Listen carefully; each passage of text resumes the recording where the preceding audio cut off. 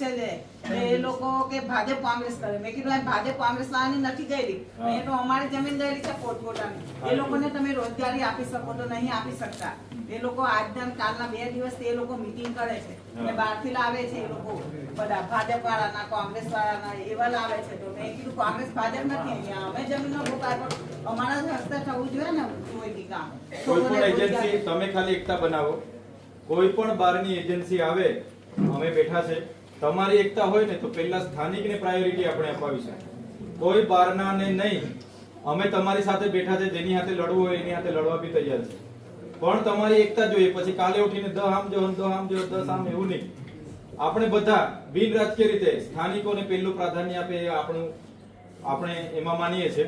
એટલે કોઈ પણ એજન્સી હશે, હું હમણાં વાત કરું છું, એનો નંબર મને આપો, એની સાથે વાત કરું છું. પહેલા સ્થાનિકને લો, ને નહીં લેશે તો પછી એનું કામ જાણે નહીં જાણે, પછી આપણે આપણું બધું કરીશું, એમાં કોઈ બેસક નથી.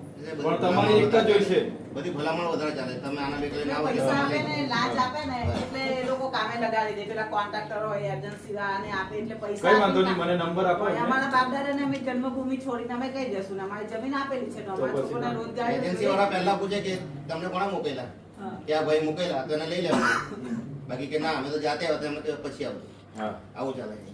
બરોબર, કઈ વાંધો નહીં, હમણાં વાત કરીએ. કાલનો પ્રશ્ન એવો બન્યો, અમે જે ત્યાં ગાડી સ્ટેચ્યુ ઓફ યુનિટીની સામે ધંધો કરીએ છીએ, ત્યાંથી અમને સટ્ટામંડળની ગોળી તો એ સટ્ટામંડળ વાળા આવ્યો પેલા મહિલા ગોળી એવું કહે છે કે આ તો રજવાડાની જમીન છે, તમે કઈથી આવો આ જમીન ઉપર બેસો એવું કીધું.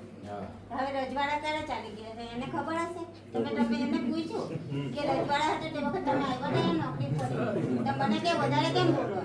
મેં કીધું હું પણ મહિલા છું, તમે પણ મહિલા છો, મારો હક છે, આ જમીન અમારી છે, અમારા બાપ દાદાની છે. તમે કોના હું પ્રૂફ છે એવું ના કહો. રજવાડાની જમીન છે કે તમારી જમીન નથી, આ તો અહીંથી ઉઠી જજો એવું કહેવામાં આવે. અને વિજય રૂપાણી એ પેલો કોણ ભૂપેન્દ્ર પટેલ આવે પણ અંધારે ત્યારે હવે મારે સરહદમાં જવાનું હતું, તો મારા પિયરમાં મને પોલીસ મૂકવા આવે. તો ભારત દેશનો નાગરિક નથી કે પોલીસને બધાને ક્લિયર કરું. તો ઊંઘેરીને આવી એટલે જો આવાગાને આવી ગયા તો એ ગાડી. અને એટલે અહીંયા તમે એકતા બનાવજો. અમે પણ જાહેર જીવનમાં તમારી સાથે આવ્યા છે.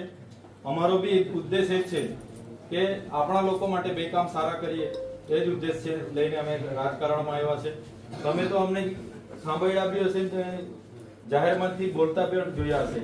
અમે તો એવું સપનું લઈને આ રાજનીતિને આગળ વધી રહ્યા છે. અમે તો ભવિષ્યમાં કેવડિયાને ભીલ પ્રદેશની રાજધાની બનાવવા માંગીએ છીએ.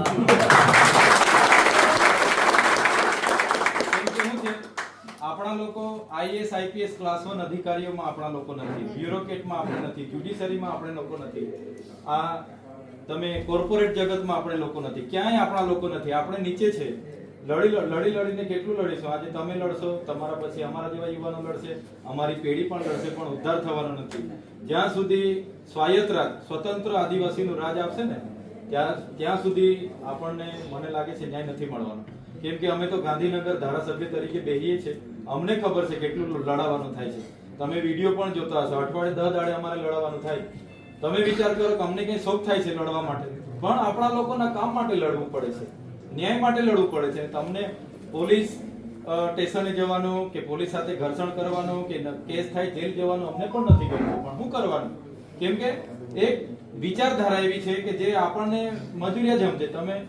તમે માનો નહીં, આ બધું એ વિચારધારાની લડાઈ છે. આજે આપણે મૂળ માલિકો, અહીંયા આપણી આખી જમીનો જતી રહી, છતાં આપણે આ સાંભળવું પડે. તો આ એના માટે જ આપણે કહીએ છીએ કે બધાની એકતા રહેશે. જે પણ એજન્સી આવશે એને આપણે બેસાડીશું, સમજાવીશું, ભાઈ પહેલા અમારા યુવાનોને પ્રાધાન્ય આપો, જેની જમીનો ગઈ છે એને મોકો આપો. અગર પછી કોઈ નથી અહીંયા મળતા તમારા કોઈ કારીગર, કોઈ ઓપરેટર, તો તમે બહારથી લાવો. એ આપણે કરવું પડશે. એના માટે પહેલા તમારે મજબૂત થવું પડશે. તમારા અંદર એકબીજા અંદર ખેંચમતાણ હશે, ભાગ વિવાદ હશે, પોતપોતાના સ્વાર્થ હશે, તો એમાં આપણે સફળ નહીં થઈશું. સ્ટેચ્યુ ઓફ યુનિટીમાં જે પગારવાળો એ કર્યું હતું ત્યારે અમારા આપણા આદિવાસી નેતા હું બોલે તમે ચૈતરભાઈને બોલાવશો ને અમારું કંઈ નથી પગારવાનું, અમે ભાજપના છે. તો જે દિવસ મુખ્યમંત્રી આવ્યો તે દિવસને બધી બાળકોને ગાડીને પોલીસની બી આવીને બધાને બહાર કરાવી નાખી. મેં કીધું આમ આદમીમાં છું ને, તો આમ આદમીનું હું બગાડવાના હતું? ભાજપ વાળાને બોલાવો જાઓ, એક ગાડી નહીં મૂકવા દેવું. તમારા ઘરે પોલીસ મૂકી દીધી. આ લોકો બોલે વધારે ના, અમારો બી હેતુ એટલો જ હોય છે કે કોઈને મોટો સ્વરૂપ આપવા કરતા કોઈ વ્યક્તિ અમારી પાસે અમારી અપેક્ષા કામ લઈને આવે ને એને અમે રાજકીય રંગ આપવા કરતા એનું નિરાકરણ આપો.